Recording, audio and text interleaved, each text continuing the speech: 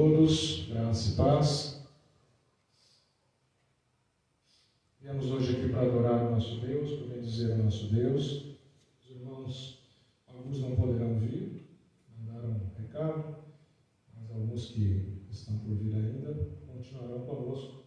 E aos que estão seguindo pela internet, que sejam abençoados também com a comunhão, com os cânticos, com as orações, com a leitura e a pregação da palavra. Vamos começar o nosso culto. Nós faremos a leitura do Salmo número 107, os primeiros versos 1 ao 7.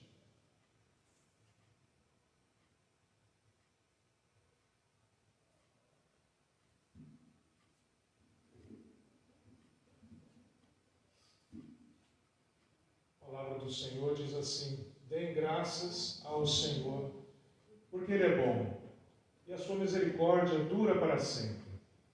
Digam-no os remidos do Senhor, os que Ele resgatou da mão do inimigo e congregou dentre as terras, do Oriente e do Ocidente, do Norte e do Sul. Andaram errantes pelo deserto, por lugares áridos, sem achar cidade em que pudessem morar. Famintos e sedentos, desfalecia neles a alma. Então, na sua angústia, clamaram ao Senhor, e Ele os livrou das suas tribulações.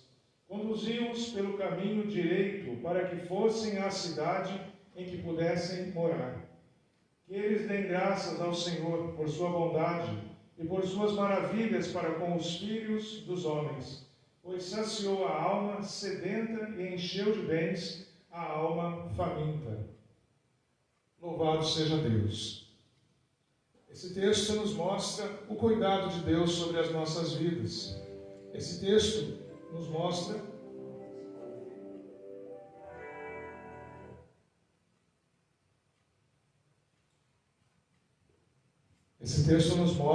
o cuidado de Deus sobre o povo. Como diz ali, na angústia eles clamaram a Deus. Deus o tempo inteiro acompanha o seu povo, os seus filhos. Não só no sofrimento, mas nas alegrias, nas bênçãos que Ele concede. E Ele está o tempo todo junto do povo, no sentimento, no coração, na carne das pessoas. Deus sabe exatamente tudo que nós, os seus filhos, passamos. Ele sabe exatamente tudo aquilo que nós vivemos. Ele conhece os nossos sonhos, Ele conhece os nossos desejos, Ele sabe exatamente o que está no nosso coração. Deus é bom. Somente Ele é bom, somente Ele consegue fazer isso. Nós, a exemplo, podemos em algum momento esquecer alguma pessoa conhecida nossa, algum parente nosso, e não por falta de amor. Realmente, no momento, nossa mente, nosso coração não está naquela pessoa, naquela lembrança, naquele exato momento, porque outra coisa está ocupando esse lugar. E não é diminuição de amor, mas em atenção, naquele instante, nós não estamos dando atenção para todas as coisas e todas as pessoas que nós conhecemos. Deus é bom, Ele faz isso. Ele não deixa ninguém passar desapercebido. Nenhum sentimento, nem de alegria, nem ansiedade, nem tribulação. Nada escapa aos olhos de Deus. É mais um motivo para nós darmos graças a Ele, para nós exaltarmos o nome dEle. Nós vamos orar, vamos colocar em pé. Pedir para a Maria fazer uma oração de adoração nesse momento. Deus Pai, Deus poderoso, diante da Tua presença nós estamos, Pai, viemos aqui para Te adorar, porque Tu és digno de toda a honra, de toda a glória, de todo o louvor, Pai. Nós agradecemos, ó Pai, porque o Senhor nos dá a oportunidade de, reunido aqui, poder engrandecer o Teu santo nome, Pai. Muito obrigada, Pai, pela Tua presença. Muito obrigada, Pai, porque Tu és grande, porque Tu és maravilhoso, Tu és o Deus eterno. Nós rendemos graças ao Senhor, no nome de Jesus. Amém. Amém. Aí de pé, vamos cantar, vamos adorar o nosso Deus.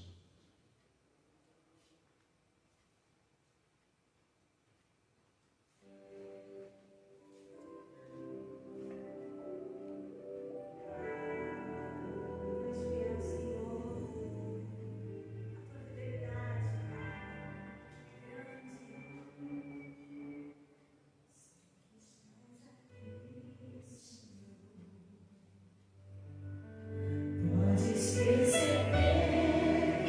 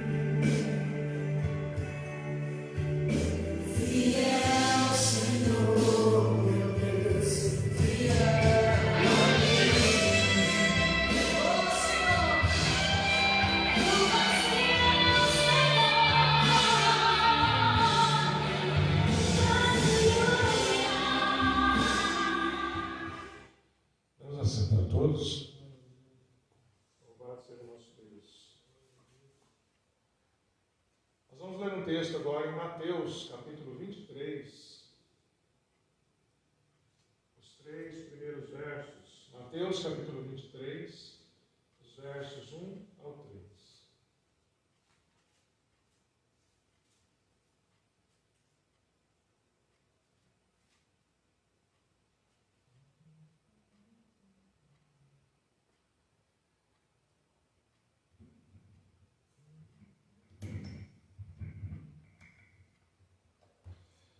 Então Jesus falou às multidões e aos seus discípulos. Na cadeira de Moisés se assentaram os escribas e os fariseus. Portanto, façam e observem tudo o que eles disserem a vocês, mas não os imitem em suas obras, porque dizem e não fazem. Amém. Esse texto, Jesus está falando com os discípulos, e está falando justamente sobre, dentre as coisas que Jesus ensinou, das que ele mais se irritava, era com a hipocrisia. É exatamente o que o verso 3 diz que os fariseus e os escribas realizavam. Eles ensinavam, eles falavam a palavra de Deus, eles diziam como seria a melhor maneira de viver diante de Deus, mas eles mesmos não faziam o que eles diziam. Exigiam que o povo fizesse, porque era a maneira agradável a Deus, e diziam que eram inclusive as orientações que Moisés trouxe de Deus. Fala o texto que eles se assentaram na cadeira de Moisés como líderes do povo, como pessoas que queriam cuidar do povo e falar em nome de Deus. Mas eles não eram o exemplo para ser seguido. Para nós, para essa noite, para a nossa vida, Deus tem o mesmo cuidado sobre nós. Ele quer que a palavra dele, essa que nós lemos, os ensinos dele que vêm para a nossa vida, vêm para nos alimentar a fé e nosso entendimento da vida diante dele. Ele quer que a gente cumpra com essas orientações. Ele deseja e espera que a gente obedeça essas palavras que vêm da parte dele. E quando ele diz aqui, para não fazerem o que esses homens, mesmo líderes religiosos aqui, faziam, para não imitar o que eles faziam, é justamente nesse aspecto que Jesus insiste conosco. Vivam de coração. Falem o que o coração realmente tem. Põem para fora, então põem coisas boas no coração e vivam de acordo com essas coisas no coração. O desejo de Deus é que a gente viva bem. Quando a gente se afasta da vontade do Pai, é o momento que nós chamamos de cair em tentação, em pecar. Deixar de obedecer à vontade de Deus. Nesse momento nós vamos, nesse sentido, nesse espírito de reconciliação. Nós vamos orar silenciosamente diante do nosso Deus, vamos colocar diante dele, pensar na nossa vida. Depois de alguns instantes eu vou estar quebrando o silêncio com uma oração de entrega, as nossas orações de arrependimento diante de Deus. Vamos orar.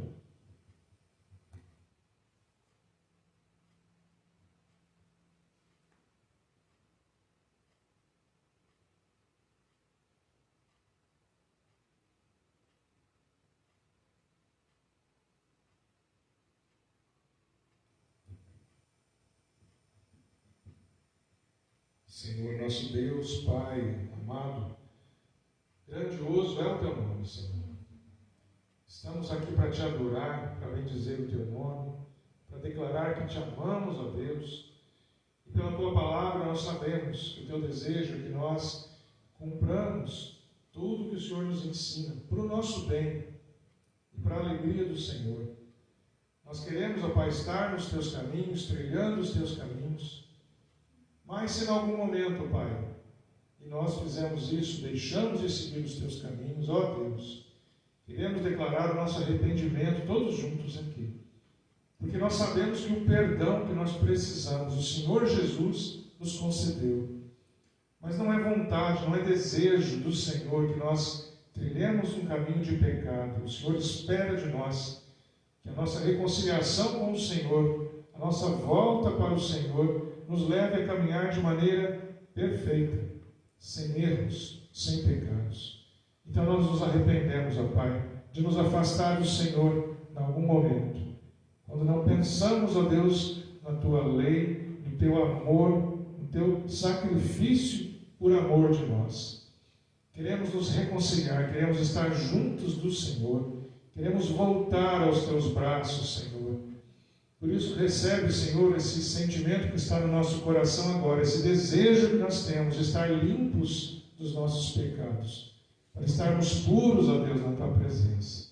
Ó Senhor, exaltado seja o Teu nome, bendito seja o Teu nome, pelo Teu amor por nós. Amém.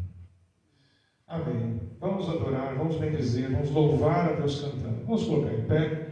Na primeira canção, quem tiver dízimos, ofertas, queira trazer, pode trazer aqui à frente.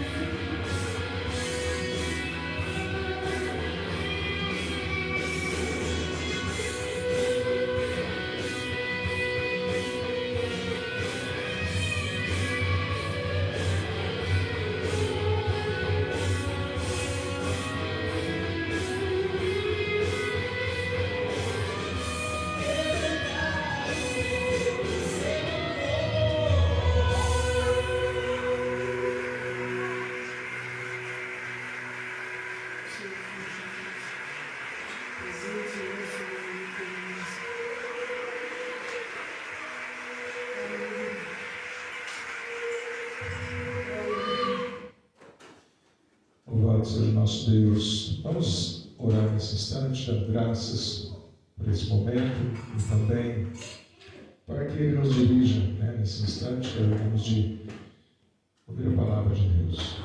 Amado Deus, graças nós te damos mais uma vez, Senhor, pela bênção da vida. Damos-te graças, ó Pai, pelo teu cuidado que o Senhor tem sobre cada um de nós, em cada detalhe dos nossos momentos. O Senhor, ó Pai, que é soberano, o Senhor, ó Pai, que é onipresente, está em todo lugar também, e que sabe todas as coisas e tem o poder de fazer qualquer coisa, nos fez e nos amou. Ó Senhor, louvado seja o teu nome, bendito sejas, ó Deus. Damos-te graças por essas bênçãos da vida, por podermos, ó Deus, ter a esperança da vida eterna presente em nós por Cristo Jesus. Por todas essas maravilhas, ó Pai, por todas essas bênçãos de saber que o Senhor nos ama, primeiramente, nós exaltamos, nós te bendizemos, Senhor. Amém. Podemos assentar? Eu vou pedir agora que o seu Haroldo Barbosa, meu tio, venha aqui na frente um instantinho. O seu Haroldo, também conhecido como o seu Arcídio, descobriu que tinha esse nome aos 7 anos de idade na escola. Vem mais para cá, nós estivemos orando por ele algumas semanas atrás. Ele ia fazer uma cirurgia. Nós, no momento de intercessão, também intercedemos pela vida dele juntos aqui. Ele vai contar para nós um pouquinho do que aconteceu, tá? Tio, fica à vontade, pode tirar a máscara. Salve o nome do Pai do Senhor. Amém. Irmãos, eu vou contar um testemunho aqui que aconteceu na minha vida e pode acontecer na sua vida também, porque Deus faz um milagre, Ele faz por completo. Eu estava com uma série de enfermidades e acabei indo para Alfenas, fez um exame lá, uma cirurgia lá em Alfenas. Aí, chegando em Andradas, o médico constatou que o negócio era sério, mas tinha outro exame para fazer em São Paulo. Aí, chegando em São Paulo, fez o exame, mas acho que Deus já tinha posto a mão em tudo que o médico tinha falado, porque não deu nada lá no exame. E eu fiquei super contente, alegre, de tudo que tinha acontecido. Mas foi através da oração dos irmãos. Não foi só de oração, foi como reza, porque tem bastante parente e bastante conhecido. Então, cada um com a sua fé, cada um com o seu Deus, mas valeu a pena que Deus fez na minha vida. Eu agradeço a oportunidade em nome de Jesus. Amém. Louvado seja Deus. Então, um testemunho que o meu tio quis trazer para nós aqui, porque nós também intercedemos por ele, e como eu disse para ele também, a gente acha muito importante, quando a gente intercede por alguém, a gente acompanhar o que está acontecendo com a pessoa. Muitas vezes as pessoas nos trazem um nome, uma causa para a gente orar, que a gente ora, muitas vezes na hora, inclusive, para que já a bênção de Deus já seja buscada o mais rápido possível. Mas é muito importante a gente ver o que acontece depois da oração. Porque às vezes Deus ele responde, nós sabemos as formas básicas de Deus, sim, exatamente ao que nós estamos pedindo. Às vezes é não, contrário ao que nós estamos pedindo. E às vezes Deus não responde no tempo que a gente espera. Não vem resposta de Deus. E é importante nós conhecermos isso, nós acompanharmos nessa conversa com Deus, que é a oração, a resposta de Deus, que é a continuação da oração. A oração nós falamos para Deus, nós pedimos, nós clamamos, nós agradecemos, nós nos derramamos diante de Deus, e Deus ele responde a essa conversa, essa fala. E quando a gente tem a resposta de Deus, é muito importante para todos nós conhecer a resposta de Deus. Eu pedi, qual foi a resposta de Deus? Quando nós intercedemos, nós queremos aquilo que nós pedimos, nós queremos saber o que Deus fala sobre isso. E Deus abençoou o meu tio, nós pedimos que Deus colocasse a mão sobre ele, trouxesse cura, trouxesse libertação de toda a opressão, todo o mal que pudesse estar contra ele. E mais pessoas também nós intercedemos aqui. Ele é um dos resultados de oração. Dona Antônia também, Dona Antônia já foi, participou desse processo também de oração, de cura também. Então Deus ele age no nosso meio. E é muito bom quando a gente tem essa continuação da oração, que é a resposta de Deus. Né? Muitas vezes a oração ela se restringe, ela se resume a nós falarmos para Deus e terminarmos amém. E ela deveria ser mais um pouquinho de tempo depois da nossa fala e esperar Deus ele dizer amém. Talvez a gente falar, Senhor, é isso, e a gente esperar o amém dele, ele dizer que assim seja, ou ele dizer, não será assim, que será melhor. Então, que Deus seja louvado pelo que ele faz, pelo que ele fez e pelo que ele fará nas nossas vidas. Amém? Nós vamos agora meditar na palavra do Senhor. Acho que as crianças agora vão para a tia Marilda. A mensagem hoje nós vamos ler lá no texto que está em Provérbios, no capítulo 6. Nós leremos Provérbios, capítulo 6, dos versos 20 ao 23. Provérbios, capítulo 6, dos versos 20 ao 26.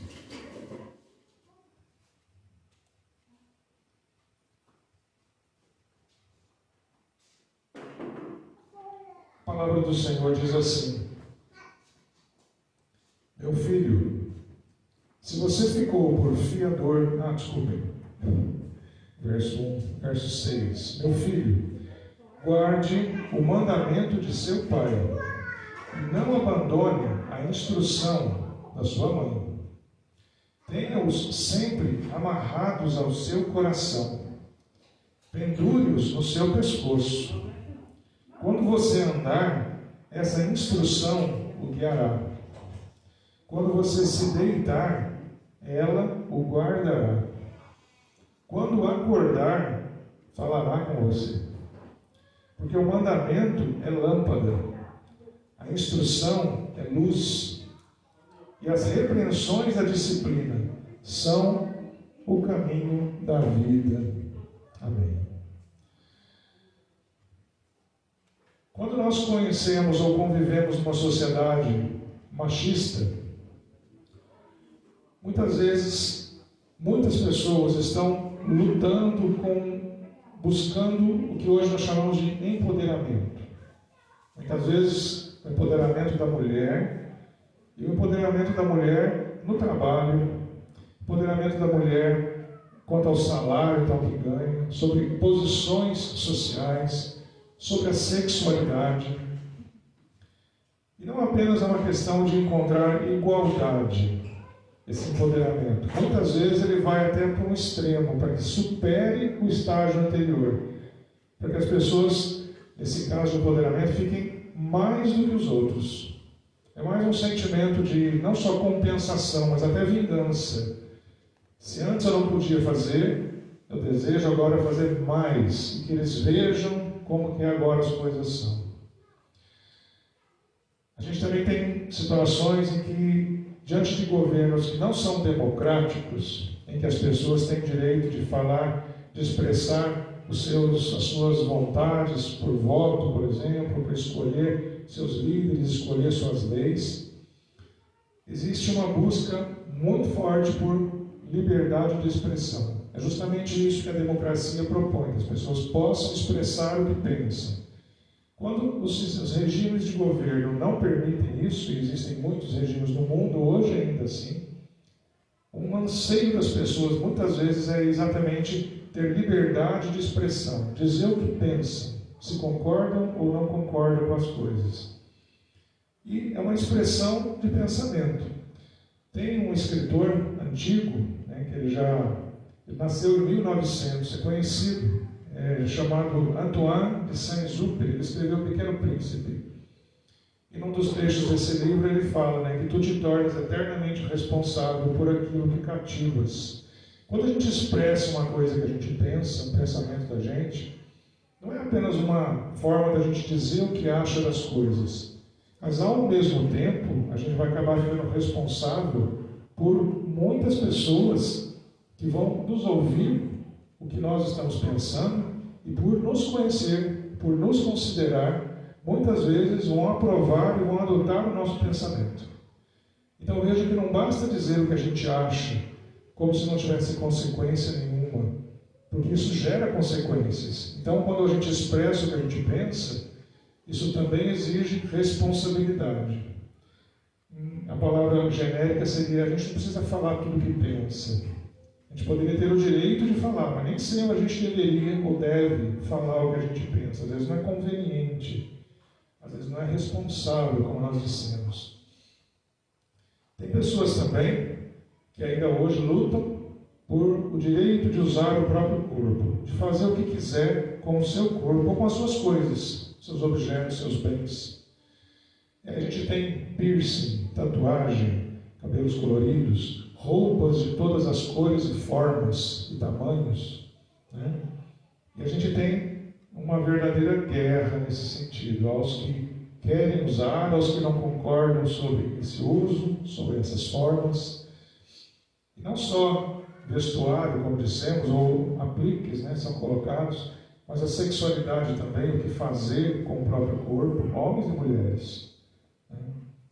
E a gente convive hoje com essa instância, ou essa inconstância das pessoas sobre o que cada um está buscando. Se dentre alguma dessas coisas, as pessoas estão investindo tempo, investindo atenção suas, e se isso está mexendo com ela, com as pessoas em volta dela, a família, os amigos, né, o meio de convivência, o trabalho. Por que nós trouxemos todos esses assuntos aqui? Nós sabemos que todas as pessoas são um conjunto de muitas situações que acontecem desde antes do nascimento, desde quando estão na barriga da mãe. Desde que nós fomos concebidos e colocados dentro da barriga da nossa mãe, já começa a nossa percepção de mundo, a aceitação, os barulhos, o calor, o frio, né? Todas as sensações que a mãe sente, a criança já começa a sentir na barriga. Ela já começa a sentir que ela é querida, que ela é amada, ou que ela é rejeitada, que ela não está sendo esperada. Imagina talvez o sofrimento da criança que sofre aborto, porque ela não tem tamanho de criança de nascer ainda, mas ela é expelida, muitas vezes, sem nenhum cuidado, com toda a violência. Ela é morta dentro da barriga da mãe, tirada aos pedaços às vezes. É dramático, mas é exatamente o que acontece, muitas vezes. Nós estamos dizendo aqui que toda a vida nossa é um conjunto de tudo que nós vimos e ouvimos e sentimos desde que nós fomos concebidos na barriga da nossa mãe. Então os pais, o pai e a mãe, as pessoas que cuidam de uma criança, são responsáveis, os primeiros responsáveis, talvez os maiores responsáveis, por todo esse conjunto de aprendizado, de experiências que vai se desenvolver ao longo da vida toda.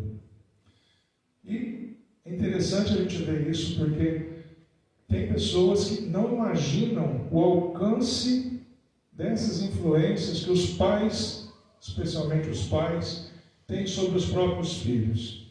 Não é apenas alimentar e cuidar para crescer, porque os filhos são as pessoas que vão fazer o que nós vemos hoje acontecer. Todas as pessoas que existem hoje foram crianças, né?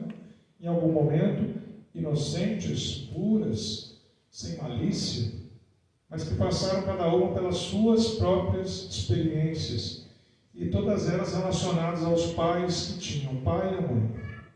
Algumas não tiveram o pai e a mãe juntos, às vezes nenhum dos dois, e as consequências, nos dias de hoje a gente se espanta com os resultados. Existe um escritor, James Houston, ele escreveu um dos livros dele, é O Desejo, Satisfazendo a Fome da Alma. Ele fala sobre o desejo humano que só pode ser suprido por Deus. E num dos capítulos ele fala de um pensador, um filósofo, Friedrich Wilhelm Nietzsche, muito falado Nietzsche. Nietzsche é aquele que todo mundo destaca um trecho do pensamento dele, que Deus morreu. E Nietzsche, ele, na infância dele, ele perdeu o pai dele ficou doente e morreu. O irmão dele também, quando ele era muito criança, morreu também. Ele viveu com a mãe e as irmãs ao resto da vida. E foi uma ferida muito grande na vida desse homem, Friedrich Nietzsche. Porque ele foi muito inteligente, ele se aplicou muito na escola, ele foi um pensador, um filósofo, e ele morreu em 1900. Foi no ano que nasceu o Antoine Saint-Exupéry. Ele morreu naquele ano. E o pensamento dele, como o pai dele morreu, o irmão dele morreu, a figura paterna não tinha na infância dele, ele escreveu um pensamento sobre justamente a ausência do pai, ao ponto de ele falar que Deus morreu, o pai dele morreu. Então o pai, esse pai que a religião cristã professa, prega, morreu também. E nós vemos pobre Nietzsche, né? Sofrimento, mas fez ele ficar inteligente, ele escreveu, ficou famoso. Mas o pensamento dele, gente, chegou no Adolf Hitler, austríaco, que influenciou a Alemanha e produziu a Segunda Guerra Mundial. O pensamento desse menino, que sofreu na infância a falta do pai, pode ter influenciado um dos homens mais cruéis da história da humanidade, que matou milhões de pessoas com o comando dele diante de todo o povo alemão na Segunda Guerra Mundial. O Hitler leu o que Nietzsche falava e ele acreditou. Ou seja, a expressão do pensamento, do sentimento desse homem, por causa da maneira como ele foi criado desde criança, afetou a vida de outras pessoas, a ponto de destruir parte do mundo. Olha o que alcance. A relação pai e mãe e cuidado com os filhos não é apenas criar uma pessoa de bem que vai formar uma família, como muitas vezes a gente acaba resumindo o cuidado dos pais, mas é formar uma pessoa que vai ficar nesse mundo de Deus, que vai influenciar a vida de outras pessoas. Eu achei interessante esse ponto que esse escritor, o James Houston, colocou no livro, porque ele capta exatamente a importância da ação dos pais sobre a vida dos filhos. Nós todos somos produto de tudo que aconteceu na nossa vida desde a infância. Desde a infância.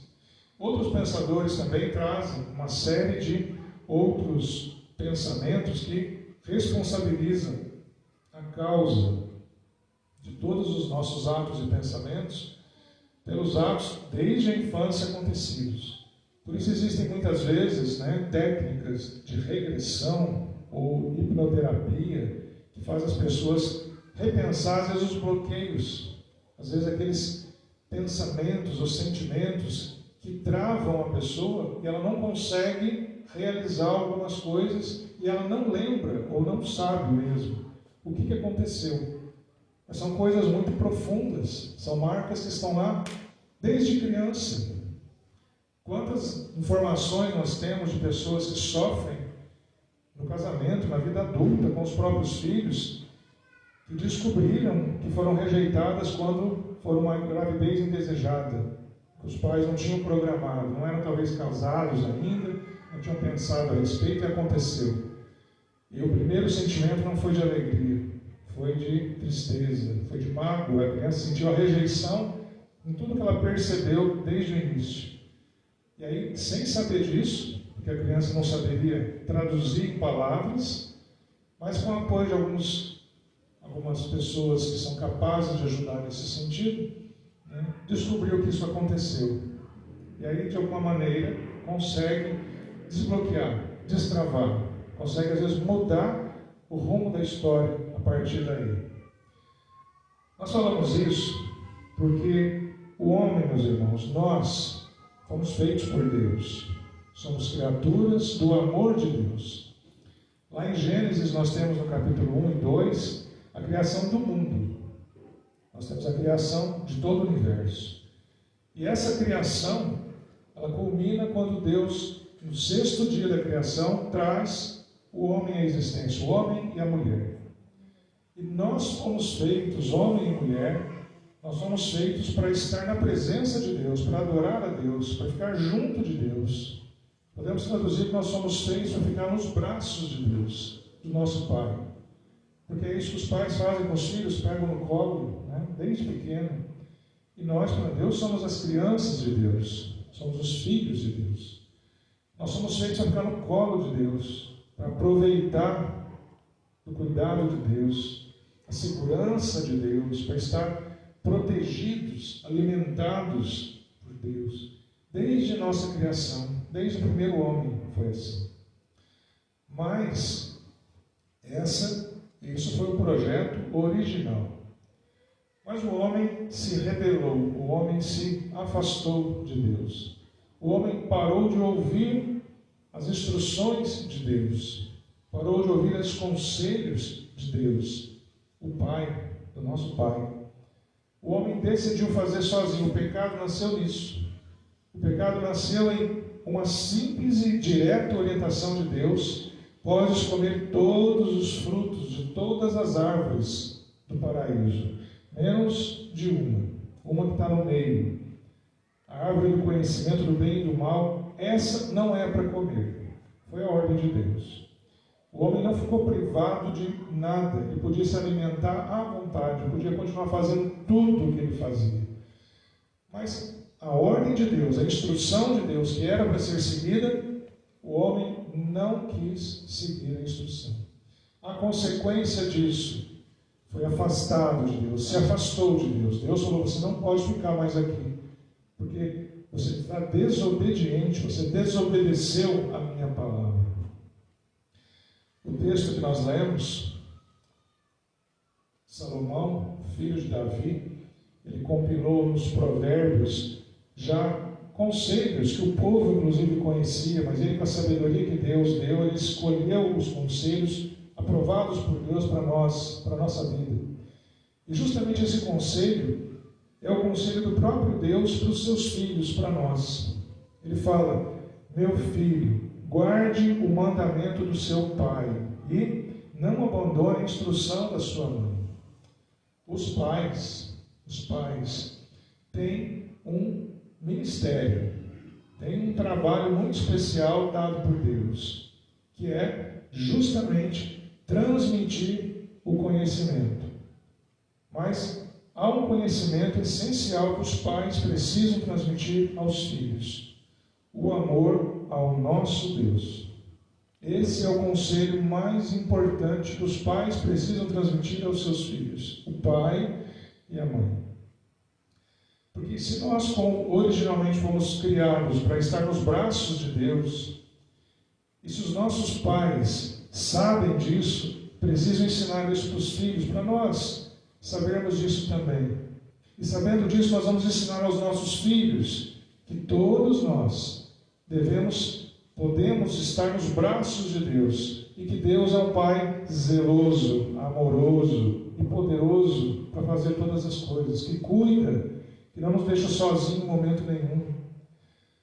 Vejam que se essa ordem é seguida desde o princípio para todas as pessoas, para todos nós, e chegasse pelos nossos pais até nós, e de nós para os nossos filhos, nós estaríamos todos em volta de Deus juntos. Não estaria ninguém fora desse arraial abençoado de Deus. Não estaria ninguém em agonia, em angústia, sofrendo o medo e a falta de ter alguém, de saber que tem alguém que cuida e que ama, que faz todas as coisas, que é o nosso Deus. A continuidade disso está em Efésios capítulo 6, verso 1. Deus, por meio do apóstolo Paulo, quando fala à igreja, ele diz assim: filhos, obedeçam a seus pais no Senhor, pois isso é justo. Honrem pai e mãe. Os pais precisam ensinar essa verdade para os filhos, que Deus nos ama, que nós podemos descansar nos braços de Deus. Os filhos, por sua vez, assim como em Provérbios Salomão fala, precisam ouvir esses ensinos. Não são sugestões. Não estão dentro daquelas coisas que as pessoas têm buscado na sociedade moderna: liberdade de fazer o que quiser, liberdade de falar o que quiser, liberdade de se igualar um ao outro, ficar todo mundo maior um que o outro. Essas coisas o mundo está propondo para as pessoas. Isso vira uma guerra. Na verdade, vira grande conflito, grandes discussões. E muitas dessas coisas não precisariam estar acontecendo, porque onde há amor e há respeito, há liberdade. Onde há amor e respeito, as pessoas compartilham seus pensamentos e conversam sobre seus desejos. E as coisas que nem tudo que eu quero eu posso fazer, nem devo. Quando a criança está aprendendo a andar, um alvo dela são as tomadas baixas, os dedos. E quando ela vê que ela não consegue mais colocar o dedo no furinho, ela arranja um grampo, um prego, que é justamente o que transmite eletricidade. Ela tenta colocar no buraquinho para ver o que acontece. É impressionante elas já nascerem, nós, as crianças, nós não fomos. É impressionante como essa vontade de descobrir o que acontece, está dentro, ninguém deu a instrução, ninguém falou para fazer isso, mas está dentro da criança, está dentro de nós, de fazer essa arte, de buscar. Então esse desejo nosso não vai ser bom o resultado, não pode se concretizar. Nem todo desejo nosso adulto é bom. Tem muito desejo nosso que não deveria nem estar passando pelo nosso coração, mas se chegou, havendo amor e havendo respeito, ele pode ser compartilhado e a gente pode conversar sobre isso, a ponto de resolver juntos que não é bom que seja feito. É como nós falamos de drogas. Nenhum de nós precisa experimentar os tipos de droga para depois descobrir que vai fazer mal à dependência química. Nós já podemos aproveitar a experiência daquelas pessoas que já sofrem com isso. Mas muitos desejos humanos são querer saber como é. Então, muitos desejos humanos não querem ouvir os conselhos, não querem aprender com a experiência dos outros. E pior, não querem começar do básico. Não ouvem o pai, não ouvem a mãe. Todas as pessoas vêm de um pai e de uma mãe. Ainda. Todas as pessoas vêm da forma como Deus configurou. Um pai e uma mãe. A união dos dois elementos de DNA para gerar uma pessoa. Um homem ou uma mulher. E basicamente, então, todos hão de ter condição de ter um pai ou uma mãe para dar as instruções ao longo da vida. Tem crianças que não querem ouvir os conselhos dos pais. E a gente costuma muitas vezes lembrar, a criança não tem querer. Ou seja, a criança não tem autoridade para resolver as coisas. Querer ela tem, desejos ela tem. Mas ela não tem direito de realizar os seus desejos quando os pais não aprovam. Não é só para a questão econômica, menor de idade que vive sob o teto, que de maneira moral já é correto. Seguir as orientações de quem paga as contas, de quem manda na casa, o pai e a mãe. Mas hoje nós já vivemos uma realidade crítica em que o pai e a mãe não sabem o seu papel de falar para os filhos o que é certo e o que é errado. Cada casa é um reino. Cada lar tem um rei e uma rainha. É o pai e a mãe. E todos os filhos e agregados que estiverem na casa são os súditos desse reino. As regras são criadas e têm que ser seguidas porque o rei e a rainha decidem como é o melhor jeito de viver no nosso reino. O reino dos outros tem outros reis que cuidam. Tem outros valores, outras economias, outros jeitos de fazer, outros costumes. No nosso reino, somos nós que resolvemos. Então, o lar onde tem o pai e a mãe que preocupam em como seus filhos crescem, se importa de como eles se comportam diante dos outros, faz toda a diferença.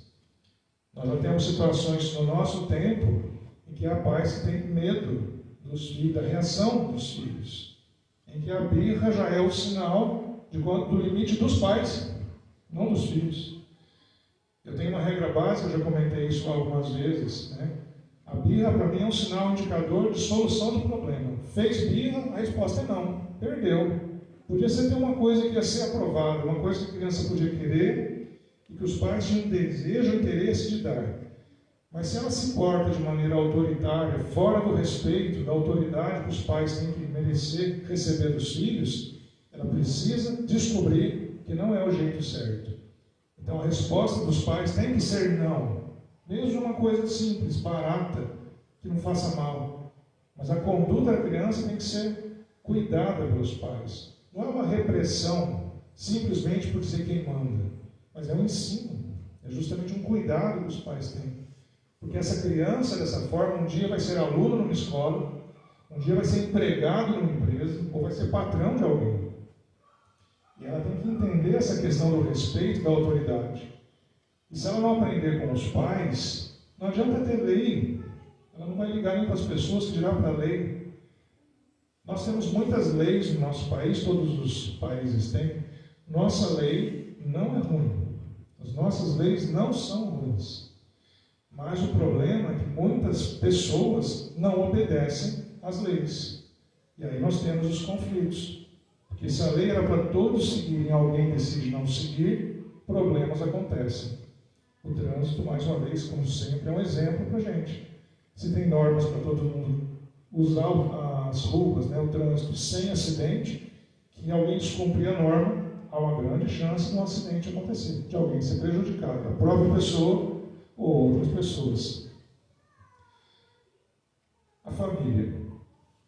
Nós falamos então dos filhos, nós falamos do pai e da mãe, e esse é o conceito justamente de família.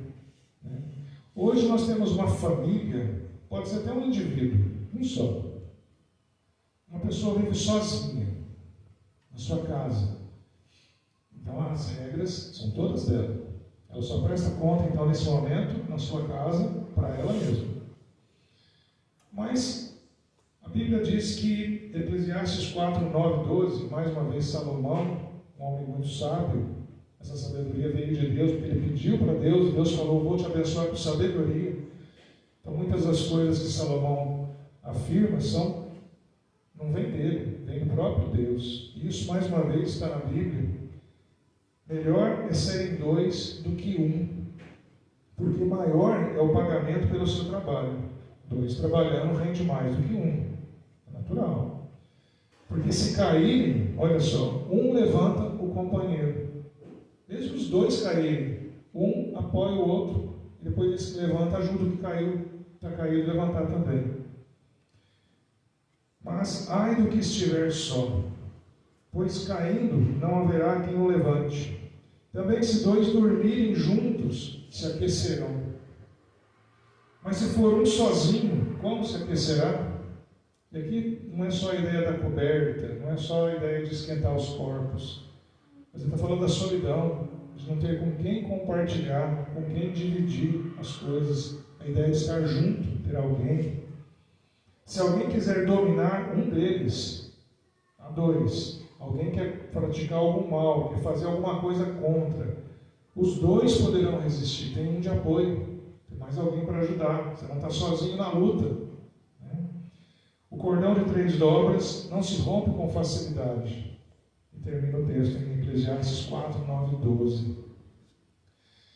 Existe uma utopia, que seria um sonho ideal, que os casais funcionassem do jeito que está na Bíblia.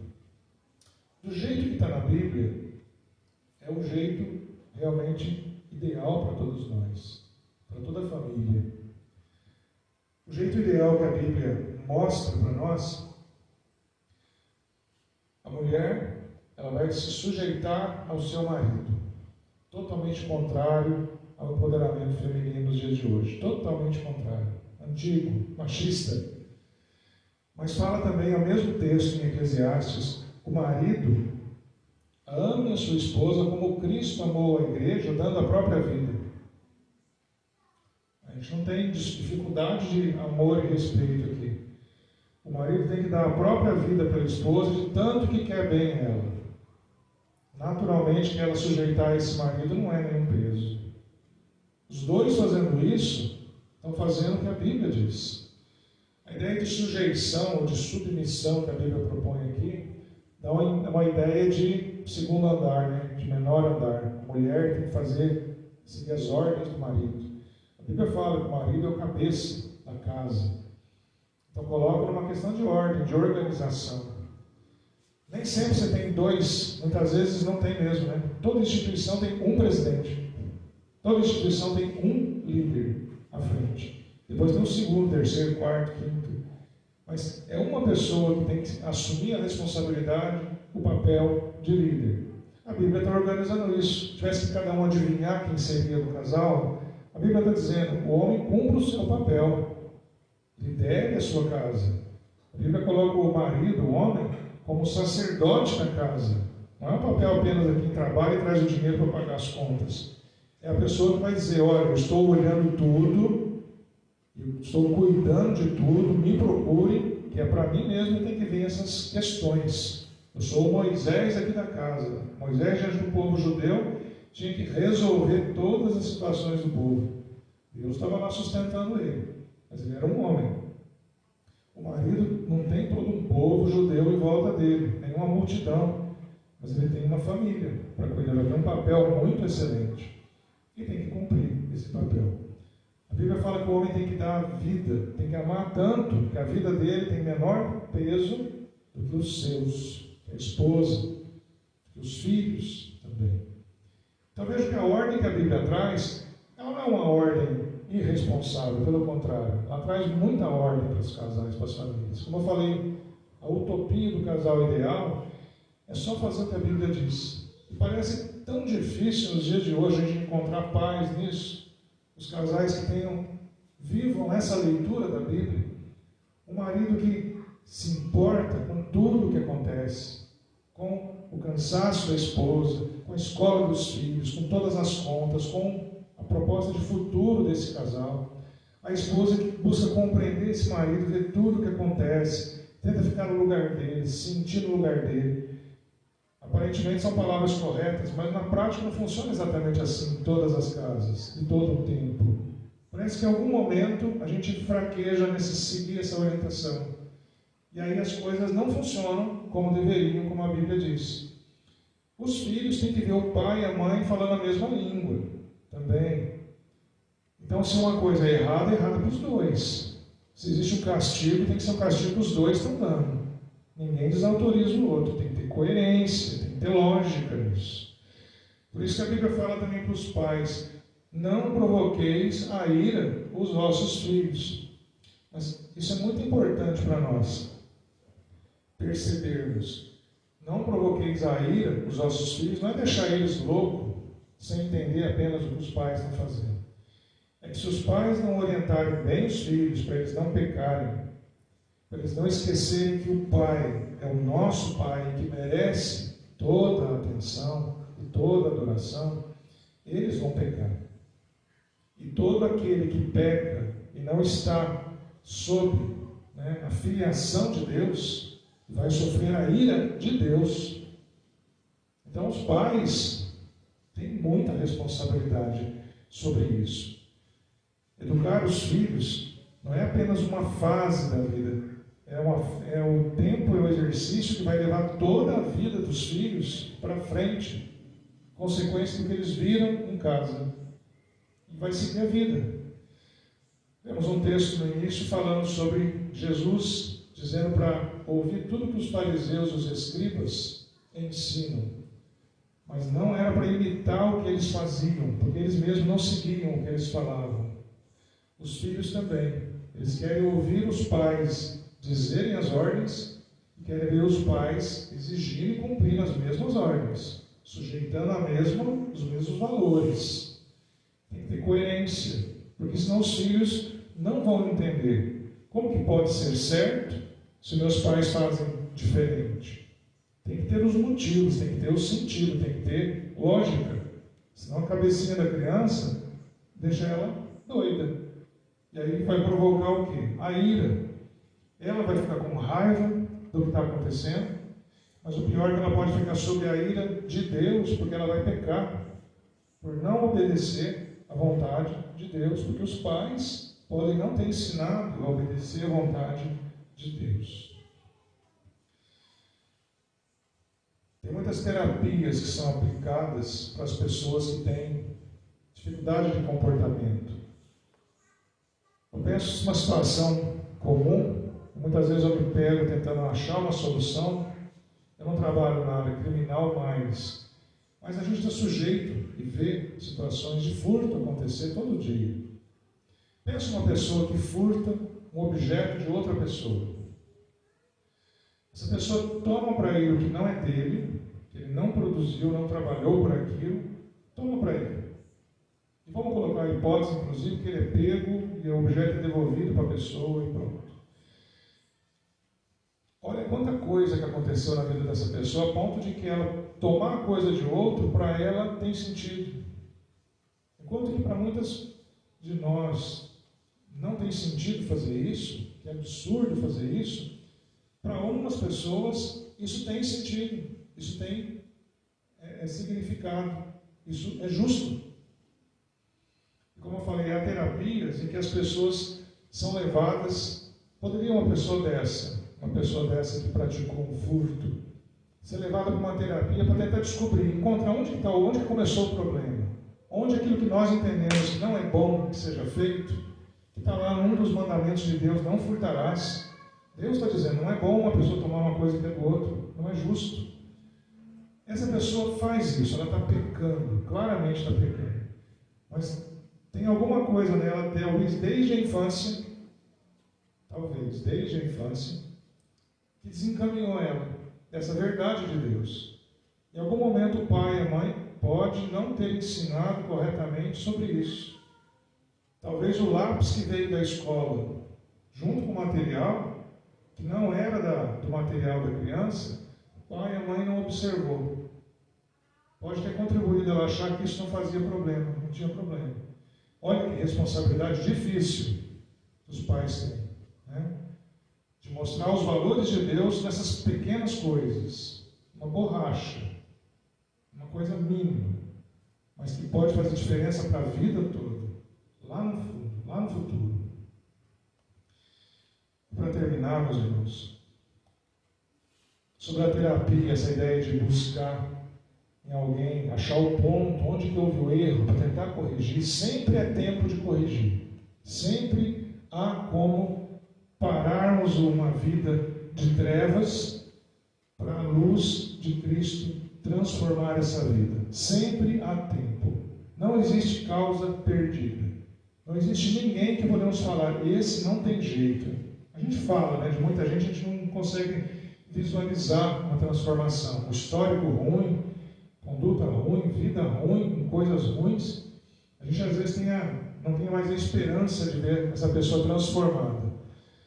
Mas Cristo Jesus, Ele veio nessa terra para nós, saiu lá do céu, veio sofrer aqui como homem, sofrer a nossa vida de homem, para que esses pecados nossos, essa vida errada nossa, fossem cancelados, esses pecados diante de Deus. Ele veio trazer justificação. A gente foi colocado certinho diante de Deus, mesmo com esses pecados. Por isso que nós, e qualquer pessoa pecadora, como nós, por mais que ela mostre o pecado dela, que tem muitos pecados como nós oramos hoje aqui, muitas vezes nós não observamos, mas nós já pecamos. Mas tem pecados que são visíveis, né? A gente vê esse furto, nesse caso hipotético aqui, uma pessoa está sofrendo a perda do seu objeto, às vezes houve até violência, foi mais que um furto, quer dizer, houve o trauma também, a tristeza, quer dizer, muita gente ficou sabendo o que aconteceu. E descobre até quem foi, então o pecado fica marcado, anotado no nome daquela pessoa. A ficha dela no fórum, na delegacia, na vizinhança, aparece, isso vai aparecer. Mas isso também, foi para isso que Cristo veio, pagar os pecados. Então, para dizer, ó, isso que aconteceu, passou. Você tem 5 anos de idade, mas conheceu Jesus Cristo, sua vida agora vai ser outra. Você tem 55 anos de idade, tudo o que aconteceu em Cristo vai ser apagado. Vai começar daqui para frente. É o nascer de novo. Pode acontecer em qualquer tempo. Quando nós falamos, para terminar, pais, né, cuidem dos seus filhos, ouçam os seus pais, não são apenas os filhos biológicos, mas também os espirituais. Ao longo da vida, nós compartilhamos a nossa vida com muitas pessoas, e muitas pessoas passam a fazer parte do nosso discipulado, do nosso arraial, do nosso grupo, da nossa família, família da fé. Pessoas que nós compartilhamos Isso nós temos aprendido de Jesus Cristo. E que também vão ouvir instruções, e também vão ser disciplinados, vão ser pedidos, vão ser chamados para que mudem as suas vidas, melhorem as suas condutas, se tornem pessoas boas diante de Deus, abençoadas diante de Deus, tementes a Deus. Então, o nosso trabalho nessa terra, meus irmãos, como o texto em Provérbios 6 nos chama, vamos prestar atenção aos conselhos, às instruções dos nossos pais biológicos, nossos pais do coração, nossos pais espirituais, pessoas que estão mandadas por Deus com a missão de compartilhar, de transmitir a vontade de Deus para cada coração. É assim que a família de Deus é formada, assim que a família de Deus é sustentada. Nem todos os filhos, como a Bíblia mostra, ouvem os pais. Nem todos os pais ensinam os filhos como deveriam.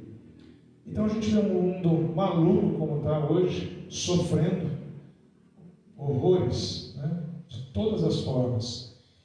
Mas a causa, ela é individual. Cada um sofre suas tribulações. Porque cada um tem a sua própria história.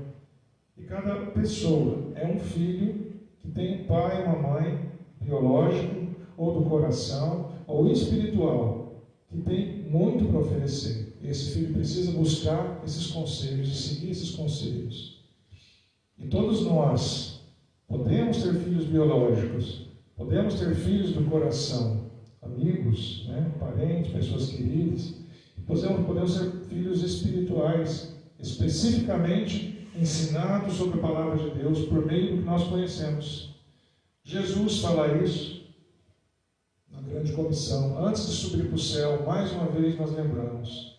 Ele falou para os apóstolos antes de subir para o céu: todo o poder me foi dado no céu e na terra. Portanto, ele fala assim: por causa disso, eu mando vocês, ide e fazei discípulos. Jesus fala, batizando de todas as nações. Ele fala de todo lugar, não tem lugar específico, um povo específico, de todas as nações. Ele fala, batizando em nome do Pai, do Filho e do Espírito Santo.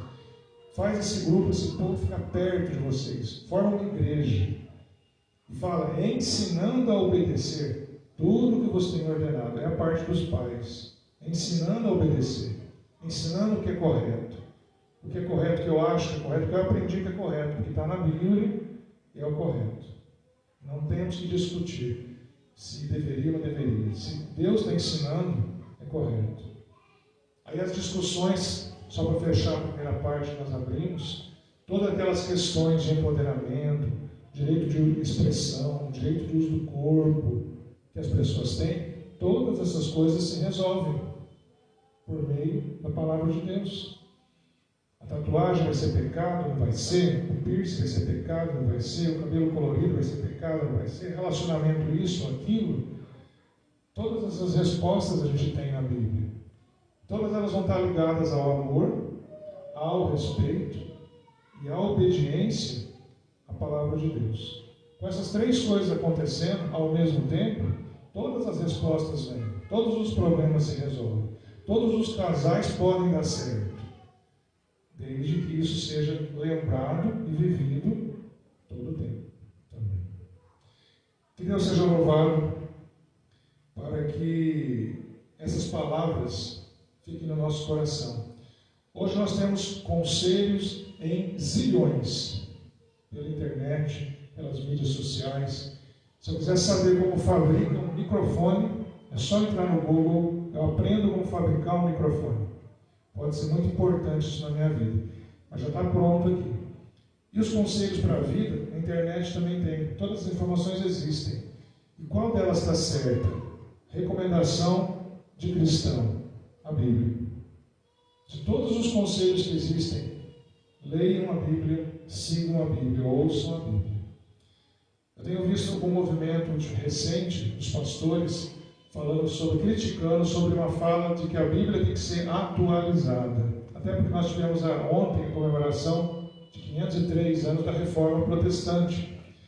E muitas pessoas trouxeram à tona um tema falando sobre que a Bíblia deveria ser reescrita, atualizada, tornada mais moderna, que ela é muito antiga. Isso não é verdade. O que existe na Bíblia já é o suficiente para nós. Pode mudar o tempo, a tecnologia. A Bíblia fala exatamente o que a gente precisa. Somos nós que precisamos entender o que a Bíblia traz, não reescrever a Bíblia do nosso jeito. Isso a sociedade está tentando fazer. O mundo está tentando fazer isso desde o princípio. Os fariseus que nós falamos há pouco, eles falavam da Bíblia, mas faziam diferente. Já estavam reescrevendo a Bíblia nas suas vidas. Então nós não precisamos ter dúvida. A resposta vem da palavra de Deus para todas as situações da nossa vida. Todas. Quando nós oramos, como há pouco tivemos o testemunho aqui, do tio Arildo, quando nós oramos e pedimos para Deus, falamos para ele: Senhor, eu quero uma resposta, eu preciso saber o que fazer. Tenha paciência e fé, ouça o que Deus tem a dizer. Lendo a Bíblia, temos grande possibilidade de ouvir Deus responder. Com meditação, com oração, com quarto de escuta, com nós, Deus, temos grande possibilidade de ouvir Deus. As pregações, os ensinos, os estudos, as canções, todas podem nos ajudar a ouvir a voz de Deus. Agora, se todos esses recursos nós não usarmos nenhum deles, a chance de a gente achar a resposta certa é muito pequena, se reduz bastante. Então nós podemos optar pelo melhor, pelo positivo. Sempre que nós buscarmos respostas, vamos buscar onde tem a resposta, no próprio Deus. E Ele deixa vários recursos, várias formas da sua palavra chegar até nós, a resposta que nós precisamos chegar até nós. Que Deus seja louvado pela sua palavra, que Deus seja engrandecido pelo que Ele tem a nos oferecer, tem nos dado a cada dia. Amém? Vamos orar. Senhor, louvado e bendito seja, Senhor, o teu nome. Tua palavra, Senhor, é santa, é poderosa e é perfeita, Senhor. Lemos hoje, ó Deus, que a tua ordem, ela organiza todo o mundo. O Senhor tem o poder de transformar e corrigir toda falta. O Senhor é que já perdoou os nossos pecados, ó Deus, e espera que nós usufruamos, ó Deus, dessa bênção do Senhor sobre as nossas vidas. Ó Deus, dá-nos ouvidos, ó Deus, para ouvir as instruções que vêm do Senhor. Que a nossa vontade, ó Deus, nosso desejo, nosso coração, seja realmente de atender, ó Deus, a tua voz, de ouvir, ó Pai, o teu chamado, o teu ensino, por meio dos pais, por meio das pessoas, ó Pai, que o Senhor coloca no nosso caminho, para nos instruir, para nos exortar, para nos ensinar, ó Deus, a tua vontade sobre cada um de nós. Deus amado, abençoa, Senhor, os filhos, as crianças, os adolescentes, ó Deus, em nome de Jesus. Que essa geração, ó Pai, que está vivendo agora a tenra idade, que eles, Senhor, em nome de Jesus, tenham a direção dada pelo Senhor, por meio dos seus pais, por meio de pessoas, ó Pai, usadas pelo Senhor, para que possam conhecer de Ti, saber, ó Deus, as Tuas maravilhas, ó Pai, saber que o Senhor nos ama, que podemos todos descansar nos Teus braços, ó Deus. Tua palavra, Senhor, nos inspire a ter essa esperança contínua de que todas as nossas necessidades, ó Deus, podem ser sanadas, podem ser supridas no Senhor, pelos Teus cuidados diários, cotidianos sobre cada um de nós. Nos abençoa, Pai, para que essa orientação do Senhor esteja viva em nosso coração em todo o tempo. Abençoando, Senhor, os casais, os relacionamentos de marido e esposa, os cuidados, ó Pai, dos pais para com os filhos, ó Deus. Abençoando que os filhos, ó Deus, ouçam a voz dos seus pais, que eles aprendam a amar, ó Deus, os seus pais, amar uns aos outros, os irmãos, e possam, por meio desse amor, experimentar o amor do Senhor, o amor para com o Senhor, ó Deus. Nós oramos, ó Pai, pedindo essa direção, esse cuidado do Senhor nos nossos corações, que nós ouçamos a Tua voz e sigamos, ó Pai, a tua voz, a tua palavra, em nome de Jesus. Amém. Nós vamos passar o momento da ceia agora, meus irmãos. E a ceia é um momento muito especial, um momento de bênção para todos nós.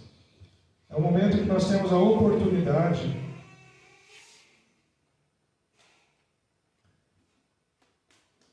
de estarmos mais próximos de Deus. É mais um momento. Nós não ficamos mais próximos de Deus apenas por participar da ceia. A ceia do Senhor é uma forma de Deus se achegar a nós quando nós nos reunimos como igreja do Senhor. A ceia do Senhor é um momento especial em que nós podemos participar da memória do sacrifício de Jesus Cristo, e todos juntos. E é um momento também que nós todos podemos comemorar a esperança da volta de Jesus Cristo. Quem participa da ceia? Isso já me foi perguntado mais de uma vez. Quem participa da ceia? Primeiro, a ceia é um momento especial para aquele que sabe que Jesus Cristo é o nosso Senhor. Jesus Cristo é o Filho de Deus. Jesus Cristo é aquele que veio do seu trono de graça para viver aqui no meio de nós como homem. E como ser humano, ele passou por todas as nossas lutas, nossas dificuldades. Então quem participa da ceia vai comemorar esse Jesus Cristo. Vai reconhecer que Ele é o Senhor das nossas vidas. Foi Ele que trouxe salvação para as nossas vidas.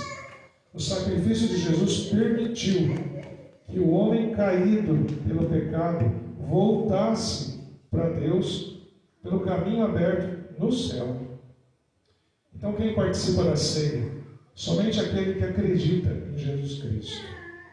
E quem mais pode participar da ceia então? Acredita em Jesus Cristo e quer estar reconciliado com Ele junto com a igreja, junto com os irmãos. Esses são os dois pontos básicos para quem participa da ceia do Senhor. Jesus fala que nós devemos ir por todo mundo pregar o Evangelho. Nós devemos concordar com isso. Nós devemos acreditar no batismo da igreja. O batismo que diz, eu quero fazer parte desse povo. Por isso que é uma ação externa. Nós usamos água como símbolo para mostrar que a pessoa está declarando diante da igreja, eu quero fazer parte dessa igreja. E Jesus fala ainda para nós, batizando as pessoas, discipularmos, ensinarmos essas pessoas, cuidarmos uns dos outros. Comunhão, crescimento. Quem participa da ceia, então, acredita em todas essas coisas. Quem participa da ceia, deseja todas essas coisas. Não pode participar da ceia quem não tem pecado. Esse é o único também critério difícil, mas fácil da gente também identificar. Não pode participar da ceia quem não tem pecado. Só participa da ceia pecador. Então, se tiver algum não pecador aqui, não está convidado a participar da ceia. Mas um pecador crente em Jesus Cristo, que acredita no amor de Deus e deseja estar vivendo esse amor de Deus, acredito que todos vocês aqui estão convidados a participar da ceia do Senhor. Amém?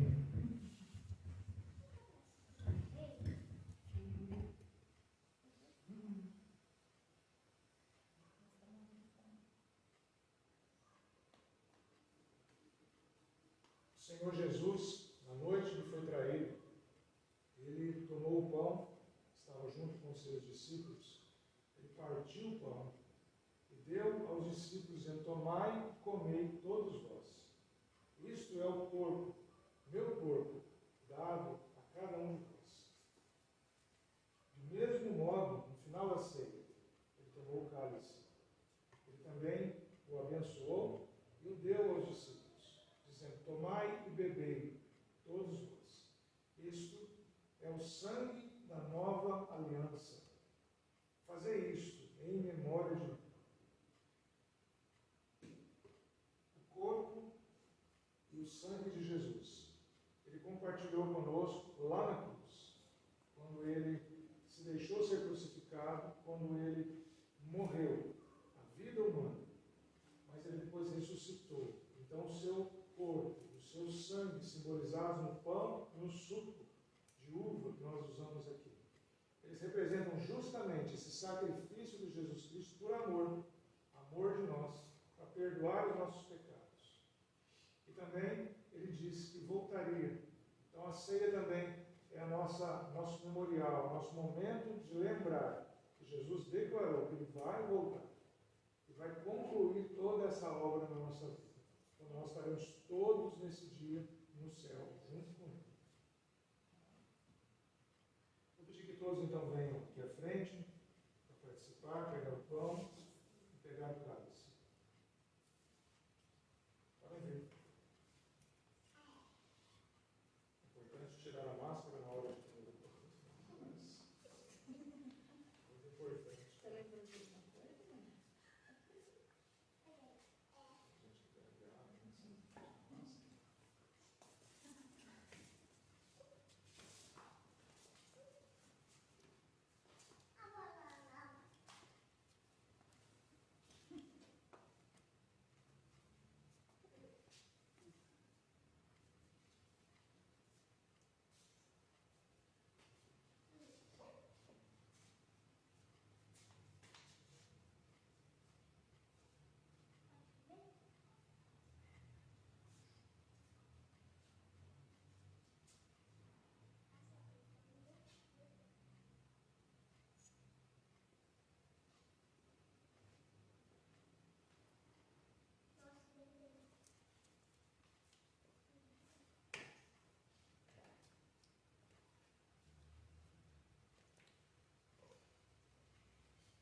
Vamos orar todos, depois nós estaremos tomando a ceia. Senhor Deus, este pão e este cálice, ó Pai, representam o corpo e o sangue de Jesus Cristo, Senhor.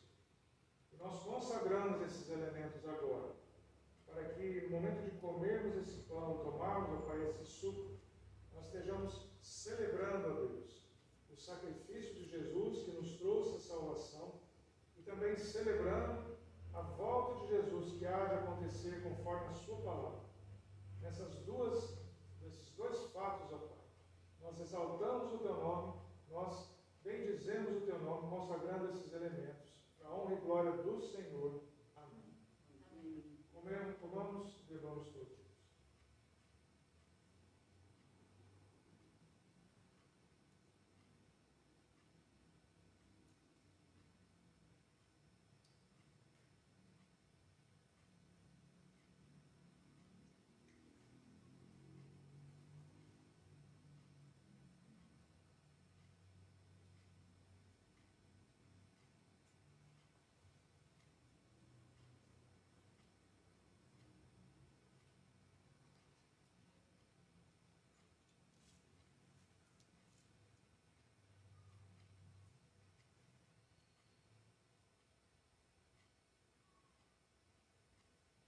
Vamos orar.